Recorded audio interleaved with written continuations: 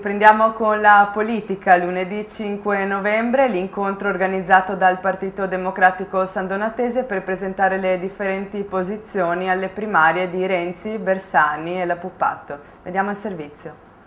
Il 5 novembre si è svolto l'incontro di presentazione dei candidati del PD alle primarie del centro-sinistra.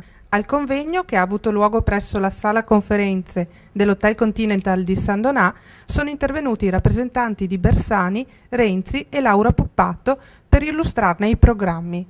A rappresentare Bersani il contributo di Alessandro Nardese, sindaco di Noventa di Piave, che ha fatto leva sui trascorsi politici del candidato, invitando i presenti a porre attenzione sui 10 punti forza del suo programma. Sì, ho accettato con favore questa richiesta che mi hanno fatto di poter sostenere la candidatura Bersani, peraltro era mia intenzione sostenerlo nelle primarie, eppure io ho l'esperienza di sindaco, non sono un iscritto al Partito Democratico, però ovviamente ho una giunta di centrosinistra e ritengo Bersani la persona più qualificata, più autorevole, che ha più esperienza.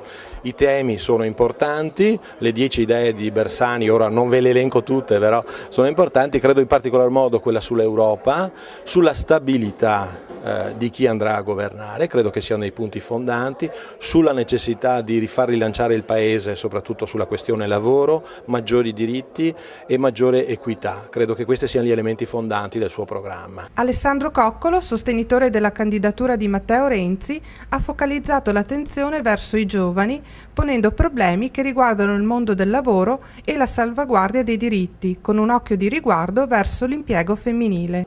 Per quanto riguarda Renzi, le idee forti ci sono, il piano nazionale per la costruzione di nuovi asili nido, per aumentare l'occupazione femminile, quindi le donne non saranno più costrette a scegliere fra lavoro e famiglia, ma noi puntiamo entro pochi anni a portare i bambini al di sotto dei 3 anni, oggi sono il 12%, noi vogliamo arrivare al 40%, quindi ospitati in asili pubblici.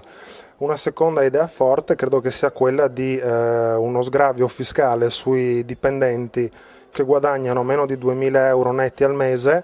Noi puntiamo a restituire a questi cittadini, che siamo un po' tutti quanti noi, insomma, 100 euro in più al mese in busta paga tramite uno sgravio fiscale per incentivare i consumi e per venire incontro all'erosione del reddito delle famiglie. Infine sono stati esposti da Stefania Busato le linee guida della politica di Laura Puppato, che mira alla salvaguardia dell'ambiente, al lavoro e ai diritti civili. Quali sono le idee e forza della politica Puppato?